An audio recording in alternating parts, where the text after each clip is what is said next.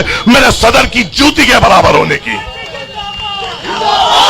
हमारी 2 सभाएं कैंसिल करोगे? नहीं था ये। हमारे हैदराबाद में एक कहावत है, वहां कहते हैं हमको छेड़ना नहीं, अगर हमको छेड़ोगे तो हम छोड़ते नहीं। और वही आज तुमने कर दिखाया। आज तुमने 2 सभाएं कैंसिल की। इंशाअल्लाह ताला 20 से जायद तुम्हारे गढ़ में घुसकर बात करेंगे और इंशाअल्लाह वहां की आवाम से भी तुमसे सवाल करने लगाएंगे इंशाअल्लाह ताला। अरे बोलने वालों, वो जीत जाएगा, ये जीत जाएगा, इसलिए कहता हूं तुम गुलाम हो। इसलिए कहता हूं तुम्हें अखिलेश की तरबियत गलत मिली, क्योंकि अगर तुम्हें इस्लामिक तरबियत मिलती और तुम्हारा अकीदा इस्लाम पे होता तो तुम ये कहते हार और जीत अल्लाह के हाथ में है, मेहनत हमारे हाथ में है और मजलिस इत्तेहादुल मुस्लिमीन मेहनत में यकीन रखती है। अब हमारी मेहनत में इखलास होगा, सच्चाई होगी तो इंशाअल्लाह ताला अल्लाह आपके दिल में मजलिस इत्तेहादुल मुस्लिमीन की मोहब्बत डालेगा और इंशाअल्लाह कानपुर से हरा परचम लहरा के रहेगा और मजलिस इत्तेहादुल मुस्लिमीन ताकतवर होगी। गांव में जान आई, क्या तुम्हारे दिल में वो कलेजा नहीं था कि योगी के सामने ठहर सके? अरे जब तुम्हारी औकात योगी के सामने ठहरकर मुसलमानों की बात करने की नहीं है तो तुम्हारे क्या हक बनता है मुसलमान बस्तियों में आके हमारा वोट तलब कर सके? जब तुम्हारी औकात, तुम्हारी हैसियत बीजेपी के सामने ठहरकर उस ऐवान असेंबली में बात करने की नहीं है तो तुम अवाम की क्या नुमाइंदगी करोगे? जब तुम्हारी औकात, तुम्हारी हैसियत एक डरपोक की है तो इस बहादुर जनजाओ इस कौम की तुम कैसे नुमाइंदगी कर सकते हो? हमारी कौम बहादुर है और इसकी नुमाइंदगी सिर्फ बहादुर ही कर सकता है, ये जरखेज गुलाम कभी नहीं कर सकते। दिल के फफोले जल उठे सीने के दाग से, दिल के फफोले जल उठे सीने के दाग से और इस घर को आग लग गई घर के चिराग से। मैं आवाज देने जा रहा हूं जनाब माजिद हुसैन, पूर्व मेयर हैदराबाद, जिनको देखकर रूबरू होकर आपको एहसास होगा कि हैदराबाद वालों ने क्या बनाया है और हमने क्या खोया है। मैं आवाज देता हूं दावत सुखन आली जनाब मोहतरम माजिद हुसैन साहब आपके सामने। एक मिनट। औज़ु बिल्लाहि मिनश शैतानिर रजीम, बिस्मिल्लाहिर रहमानिर रहीम। सैनशीं पे तशरीफ फरमा आली जनाब इज्जत उमाब शौकत अली साहब, सदर कुल हिंद मजलिस इत्तेहादुल मुस्लिमीन यूपी, मेरे भाई अली भाई साहब, पवन भाई साहब, दिलदार भाई साहब, दीगर कायदीन मजलिस इत्तेहादुल मुस्लिमीन, यहाँ पे बैठे हुए मेरे कौम के बुजुर्गों, मेरे नौजवान साथियों, बसे पर्दा बैठकर सुनने वाली मेरी इज्जतदार माँ और बहनों, अस्सलामु अलैकुम व रहमतुल्लाहि व बरकातुहू। सबसे पहले मैं आप तमाम का शुक्रगुजार हूँ कि आपने अपने वक्त में से वक्त निकालते हुए यहाँ पर आए और हमें अपनी बात रखने का मौका दिया। हम ऐसी छोटी छोटी सभाएं पिछले 2-3 दिन से कर रहे हैं और इसका मकसद ये है कि हम तमाम इलाकों में जाएं और जो 12 तारीख के दिन बैरिस्टर असदुद्दीन अवैसी साहब आपके दरमियान में कानपुर में आने वाले हैं उसकी इत्तला सबको दें और हम खुद दावत दें कि आप लोग उस जलसे में आते हुए उस जलसे को कामयाब करें। और हमारी ये भी कोशिश हो रही है कि मुकामी हालात पे आपको आगाह किया जाए और उस जलसे के तरफ कसीर तादाद में आपको आने की दावत दी जाए। तो जब हम ये सिलसिला कर रहे हैं दावत देने का, अलग अलग मुकामात पे जाकर हमारे बुजुर्गों से गुजारिश कर रहे हैं, हमारे नौजवानों से गुजारिश कर रहे हैं, तो जो लोग सपा के गुलाम हैं वो घबरा रहे हैं, जो कांग्रेस के गुलाम हैं वो घबरा रहे हैं और हमारी ऐसी छोटी छोटी सभाओं में भी रुकावट डालने की कोशिश कर रहे हैं। पता नहीं ये हैबत इनको क्यों तारी हो गई, पता नहीं ये इतना क्यों डर रहे हैं। अपने आप को शेर बताने वाले, अपने आप को बुलंद बताने वाले ऐसी छोटी छोटी सभाओं से घबरा रहे हैं, चमक रहे हैं, डर रहे हैं। मेरा बस पैगाम उनको ये है कि अभी तुम्हें डर दिखाई नहीं मजलिस इत्तेहादुल मुस्लिमीन का। जैसा इंतखाबात करीब आएगा इंशाअल्लाह तुम्हें मजलिस की ताकत اور تمہارے دلوں میں مجلس کا خوف اور جو عوام سے محبت کا جذبہ بتا کے رہیں گے. اور تم نے جو 2 سبھائیں جو کینسل کی ہے یہاں کے مقامی ایڈمنسٹریشن پہ دباؤ ڈالتے ہوئے، انشاءاللہ آپ تمام سے وعدہ ہے کہ صدر مجلس سے خاص اجازت لے کر انشاءاللہ یہاں پہ 20 سبھائیں میں اور شوکت علی بعد میں کریں گے اور گلی گلی جا کر ان لوگوں کو بات کرنے کی کوشش کریں گے. ہم جب یہاں پہ آ رہے ہیں اور جب ہم بات کر رہے ہیں تو ان کو خوف کیوں ہو رہا ہے یا ڈر کیوں ہو رہا ہے یہ ہمیں نہیں پتا. ہم بس یہاں پر آ کر آپ کے سامنے اسد الدین اویسی صاحب کا پیغام دینے کی کوشش کر رہے ہیں. اور اسد الدین اویسی صاحب کیا پیغام دے رہے ہیں؟ وہ یہ کہہ رہے ہیں کہ ہندوستان کے کونے کونوں میں جا کر کہ اے مسلمانوں تم اپنی سیاسی جماعت بناؤ، اے مسلمانوں تم اپنی پارٹی بناؤ، اے مسلمانوں تم اپنے آپ میں سے ان کو چنو جو تمہاری نمائندگی کر سکیں. تم نے تو بہت کو چنا. میں نے جو دیکھا ہے، میرے بزرگوں سے میں نے جو دیکھا ہے، آپ نے آزادی کے بعد ہر کسی کو طاقت بخشی. کبھی آپ نے ہاتھ کو طاقت بخشتے ہوئے آپ نے جواہر لال نہرو کو پردھان منتری بنایا، تو ان کے بعد ان کی بیٹی اندرا گاندھی کو پردھان منتری بنایا، ان کے بعد ان کے بیٹے راجیو گاندھی کو پردھان منتری بنایا. تو مسلمانوں نے اپنے ووٹ کی بھیک سے آئی کے گجرال کو بھی پردھان منتری بنایا. مسلمانوں نے اپنی ووٹوں کی بھیک سے دیو گوڑا صاحب کو بھی پردھان منتری بنایا. مسلمانوں نے اپنے ووٹوں کی بھیک سے منموہن سنگھ کو بھی پردھان منتری بنایا. مسلمانوں نے ہمیشہ سیکولر جماعتوں کو بلند کرنے کی کوشش کی، سیکولر جماعتوں کو مضبوط کرنے کی کوشش کی تاکہ ہندوستان کی جو گنگا جمنی تہذیب ہو وہ برقرار رہ سکے اور ہمیشہ ایک جہتی کے ساتھ ہندوستان آگے بڑھ سکے.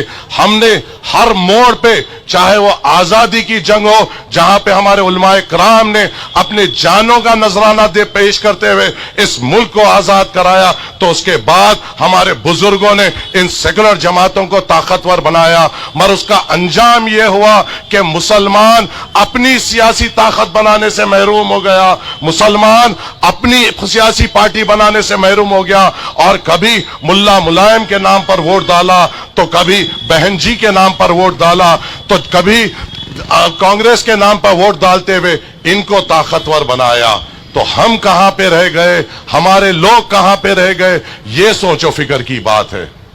آپ نے جب ملا ملائم کے نام سے آپ کے درمیان میں آئے، یادو سماج کو لے کر آپ کے درمیان میں آئے، تو مسلمان یو پی میں 20% ہونے کے باوجود بھی ان 7% یادووں کو طاقت بخشی. اور آج اس کا نتیجہ یہ ہوا کہ ہر محکمے میں، ہر ادارے میں، ہر پولیس کے محکمے میں، ہر ہسپتال میں، ہر سرکاری محکمے میں یادو موجود، مگر مسلمان دکھائی نہیں دیتا. پھر 20% مسلمانوں نے بہن جی کے نام پر بھروسہ جتاتے ہوئے ان 11% آبادی کو طاقت بخشی.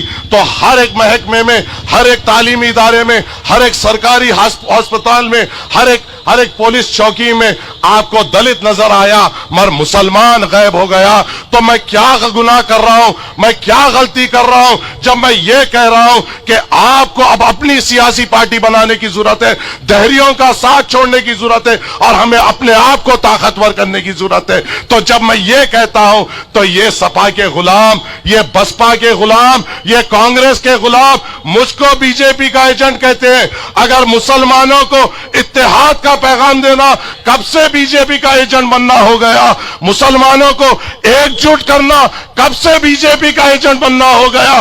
مسلمانوں کو ایک جگہ بلانا، کب سے بی جے پی کا ایجنٹ ہو گیا. ارے بی جے پی کے ایجنٹ ہم نہیں، تم ہو. وہ ہم ہیں جو ایوان پارلیمنٹ ہو یا ایوان اسمبلی ہو، اس وقت کے فرعون نریندر مودی کے آنکھوں میں آنکھیں ڈال کر بات کرنے والا اکھلیش نہیں، مایاوتی نہیں، یا اکھلیش کا کوئی زرخیز غلام نہیں. وہ ایک ہی شخص ہے جس کا نام بارسٹر اسد الدین اویسی ہے اور جس کا چہرہ ہم آپ کے درمیان میں لے کے آتے ہیں. ارے یہاں سے سہیل صاحب بھی ہے، عرفان صاحب بھی ہے، تو ایک امیتابھ بچن بھی ہے. ایک سے ایک ایکٹر ہے، کوئی نام سے ایکٹر ہے، کوئی کارکردگی سے ایکٹر ہے. ارے ایکٹر ہو، مجھ سے ایک سوال کا جواب دے دو. تمہاری جتنی بھی کارکردگی اس کانپور شہر کے لیے ہوئی، آپ اللہ آپ کے والد کو بھی اعلیٰ سے اعلیٰ مقام عطا فرمائے, ان کی مغفرت عطا فرمائے. مگر آپ کی جو کارکردگی 5 سال 10 سال یا جتنے بھی سال کی ہوئی, کبھی ایک بار تمہارے پاؤں میں جان آئی؟ کیا تمہارے دل میں وہ کلیجہ نہیں تھا کہ یوگی کے سامنے ٹھہر سکے؟ ارے جب تمہاری اوقات یوگی کے سامنے ٹھہر کر مسلمانوں کی بات کرنے کی نہیں ہے تو تمہارے کیا حق بنتا ہے مسلمان بستیوں میں آ کے ہمارا ووٹ طلب کر سکے؟ جب تمہاری اوقات تمہاری حیثیت بی جے پی کے سامنے ٹھہر کر اس ایوان اسمبلی میں بات کرنے کی نہیں ہے تو تم عوام کی کیا نمائندگی کرو گے؟ جب تمہاری اوقات تمہاری حیثیت ایک ڈرپوک کی ہے تو اس بہادر جنجاؤ اس قوم کی تم کیسے نمائندگی کر سکتے ہو؟ ہماری قوم بہادر ہے اور اس کی نمائندگی صرف بہادر ہی کر سکتا ہے, یہ زرخیز غلام کبھی نہیں کر سکتے. ارے تم کہاں رہتے ہو؟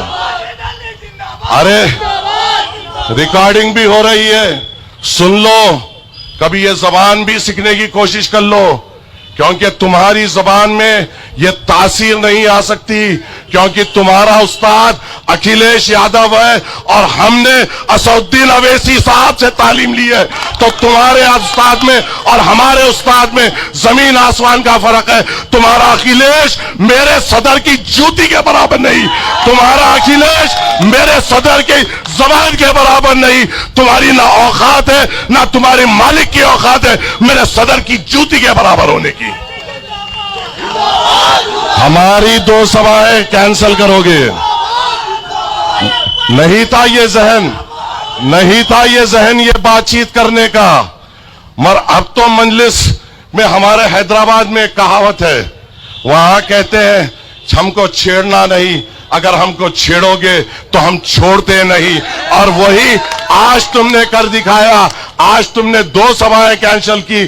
انشاءاللہ تعالی 20 سے زائد تمہارے گڑھ میں گھس کر بات کریں گے اور انشاءاللہ وہاں کی عوام سے بھی تم سے سوال کرنے لگائیں گے انشاءاللہ تعالی. تمہارا استاد جو زرخیز غلام ہے 3% راج بھر کو لینے تیار مگر تم خاموش. تمہارا استاد جو زرخیز غلام ہے ان 2% یادووں کو 2% جاٹوں کو لے سکتا ہے مگر 20% مسلمان کو ساتھ لینے تیار نہیں. تم خاموش. ارے وہ اس اسٹیج سے ان جاٹوں کے لیڈر جینت کو ٹھہر کر ہاتھ اٹھاتا ہے مگر مسلمان کو اپنے بازوق ٹھہرنے کے قابل نہیں سمجھتا ہے. وہ ان کو بازوق ٹھہراتا ہے جنہوں نے مظفر نگر میں ہمارے بہنوں کے ساتھ عصمت ریزی کی, ان کو مارا کاٹا. وہ تمہیں قبول ہے مگر جنہوں نے تمہیں بھیک دے کر تمہارے کو اس قابل بنایا وہ تمہارے ساتھ ٹھہرنے قابل نہیں. ہماری طاقت 20% ہے, ہماری طاقت 20% ہے. 7% بھی ایک جگہ ہو جائے, وہ 3% راج بھر بھی ایک جگہ ہو جائے, وہ 2% جاٹ بھی ایک جگہ ہو جائے تو ہمارا مقابلہ کوئی نہیں کر سکتے.